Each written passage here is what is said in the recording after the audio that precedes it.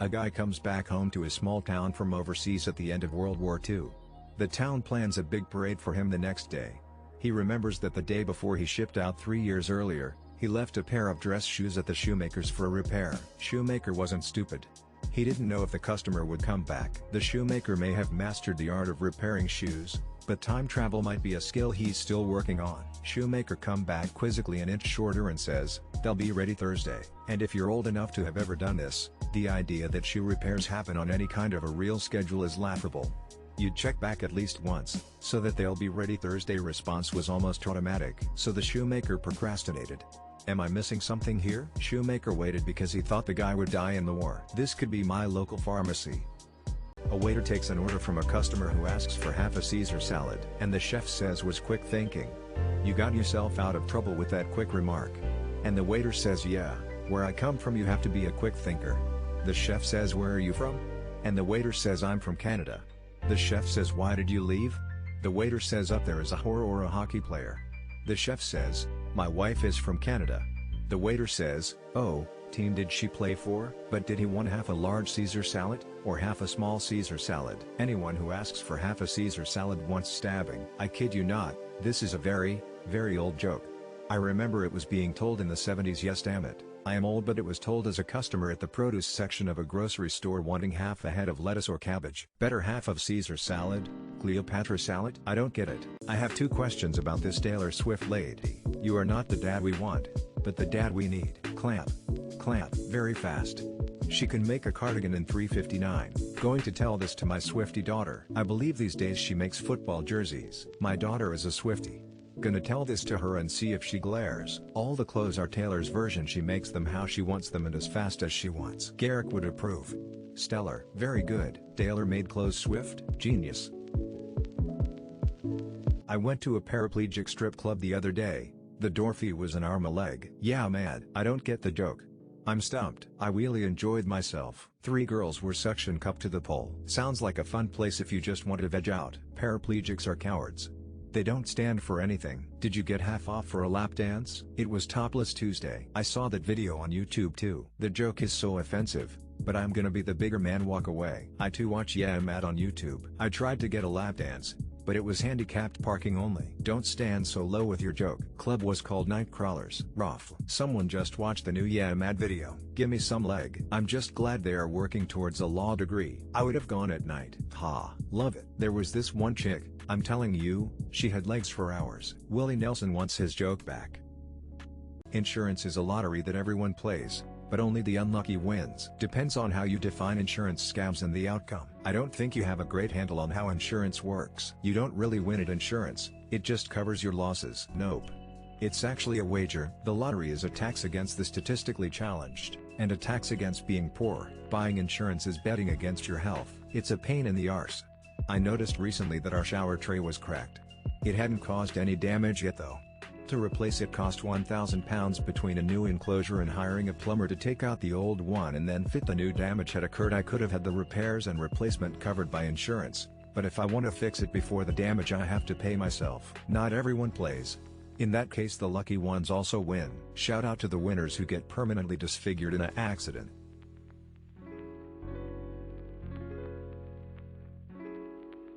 Japan has Godzilla. What does your country have? Drop bears. The fucking Sam Squatch, Ricky, Nessie, Mr. fucking Bean, emus.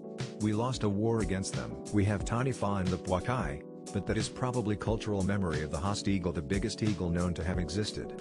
Extinct, but not a myth. The Great Kali, diabetes. Poland has Vavril dragon, Shaun the sheep, Til Schweiger, frowning face. Corruption, Kraken, Peter Crouch, Dracula, aka Vlad the Impaler, load shedding, Andrew Tate in jail, neighboring countries. Looking seriously, my country mostly just has a ton of Nessie-style lake monsters.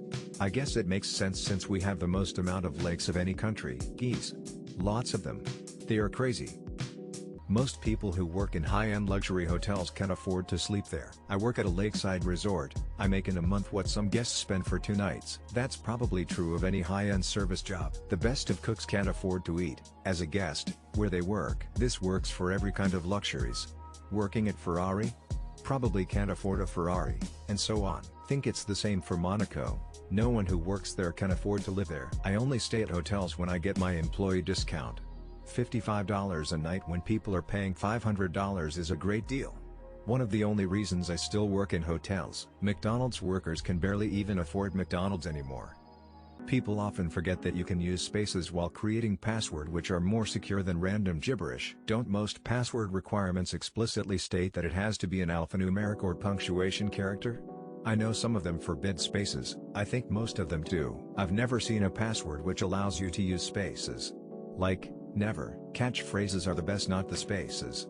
And trust me, computer people hate spaces. Usually you can't, but okay. Space is the final frontier. Correct horse battery staple. Or just use a password manager. Some sites and companies actively reject spaces as it can become difficult to handle and encrypt or decrypt. There should be no requirements about characters, just a minimum length which should be increased to 20 with a hint that phrases easily can be longer than 20 characters while still being easy to. Best thing that makes a password stronger is length. People who work in super luxury hotel, what's the one thing management doest want normal citizens to know? We turn a blind eye to drug dealers and prostitutes more often than you think. They hardly complain and usually prepay huge bonds happily. Also, we don't give a shit if you're having an affair. Billionaire shat in the elevator multiple times, management didn't stop him. We had to keep track when he used the elevator, to ensure we clean the mess before anyone else would find it. A lot of lonely people going on vacation to end their life. Happens a lot but is never mentioned on the news. I worked at a hotel in a ski town that has a very secret system of tracking guests' preferences and information. From their dog's name all the way down to their preference of pillow told us it was vital that guests never find out about the stored info as it would come off as creepy. There's loads of prostitution. Till author Roald Dahl helped invent a new brain shunt that saved thousands of children after his own baby son suffered a brain injury. Irrelevant side note here. But I just watched You Only Live Twice, and was surprised to see screenplay by Roald Dahl. What a peach. Hydrocephalus, yep. He also got internal surgery on his mother's kitchen table as a child, and was a fighter pilot in World War II. Built different. Also, he was a huge advocate for vaccines, particularly measles. He was also a raucously outspoken anti-Semite. Till after people are diagnosed with heart disease, less than 60% of all patients take a statin. Statins doubled my good cholesterol and halved my bad cholesterol within weeks.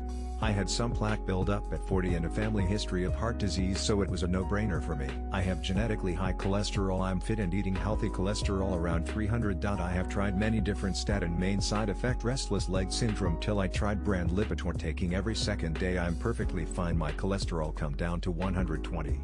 The only problem, my insurance is not covering brand names. $250 a month. Fortunately I have family in Turkey and got my Lipitor there. $6 insurance in USA is a scam. What is a statin? Just started on generic Lipitor last week. So far so good, more importantly less than 90 go skydiving. Till in the small town of Norwood, Ontario in 1957, some teenagers opened several fire hydrants simultaneously as a prank and caused the town's can-shaped water tower to be crushed inward like a tin can. It remained in use for 35 years and the town became infamous for its crushed water tower. How did they coordinate that and why? Why remove water pressure from the whole town? Seen it happen. Negative pressure. Undersized vent on tank. Would have happened sooner or later. Oh, those wild and wacky Canadians. When I was a kid my dad would always say, look, that's where the plane crashed, whenever we drove past the tower. Thank God modern video games are keeping kids off the streets these days. The older kids would tell the younger kids that an airplane hit it. Lol. Weird to see this on Till. Some people in my firm are actually working on some water servicing work for Norwood right now. AMA, I guess? Till that's go to test their car horns 150,000 times for the European car market. For the Indian market the horns are tested 500,000 times due to the increased use of car horns in India. One study carried out at major intersections in Indian cities found that a horn sounds every 3 seconds. There are some parts of the world where people honk at red fucking lights. It's insane. People see the horn as an extension of their emotions and they blow them freely. I've spent several months in India. I really doubt this story. 3 seconds sound highly exaggerated, more like their times a second. I'm from Sweden. I remember hearing a car horn 2 weeks ago, or maybe it was 3. Till that in the first 40 years of the U.S. interstate highway system, It directly saved the lives of 187,000 people, prevented injuries to nearly 12 million people and returned $6 in economic productivity for each dollar that it costs. Years ago, I read Rush Limbaugh is a Big Fat Idiot by Al Franken, in which he quoted his subject as saying, "Name one government program besides the US military that works well." See, you can't. The first government program that came to Franken's mind was the Federal Interstate Highway System. How did it do this exactly? The ROI on infrastructure is amazing. I think a lot of them would be because of easier access to healthcare hospitals. It's almost like infrastructure has value. Thoughtful face. It also displaced a shit ton of poor mostly black. Give this a read. How interstate highways gutted communities and reinforced segregation. Still, that the last television ever manufactured in the US made its way off the assembly line in July 2005 at the former Magnavox production headquarters in Greenville, Tennessee. The TV remains on public display in a history museum in the town. Still, no TVs are manufactured in the US. The last TV made in America was built in Plant 3 in July 2005. It was made by Five Rivers Technology, the successor to Philips Consumer Electronics operations in Greenville. It carried the Akai label. I've never heard of the Akai label. Was it even sold in the US? Now I have a strange urge to learn how to build a television at home and then give it to this museum. Magnetbox made some great TVs. They were the first and last of a few things that's a cool timeline. The end of an era, a piece of history captured on a screen, frozen in time for all to see. There's a word in English to indicate people who lost parents orphan, and those who lost a spouse widow, but none for those who've lost children. Bereaved parents is the only thing I have seen where it is set in a professional setting. It's also really hard to answer the seemingly innocuous question, do you have any kids? Broken heart. That's probably because until very recently in human history, having lost one or more children was extremely common. Having children and not outliving any of them didn't become the norm in the developed world until about 100 years ago. I read once that another language has a term for parents who lose children that translates to empty arms, which seems so simple and crushingly accurate. I believe the technical term is ugly crying in therapy. Broken. Unimaginably broken. It's just too much to even put a name to it. 3 nuns die and arrive in heaven. There are 3 nuns sitting on a park bench when a man comes up and exposes himself to first nun has a second has a third nun couldn't reach. Q. What's the difference between a nun praying and another one in the shower? A one has hope in her soul, and the other, I don't get it. Could someone explain? Oh, vicar. The head nun. The nun with the dirty knees? Shrine. This is one of those jokes that has 2 extra people nuns involved that is unnecessary and should be condensed way down. What do you call a 400-pound alcoholic? Whatever I want, he ain't gonna catch me. A cab. Dad, sleepy face. A bargain.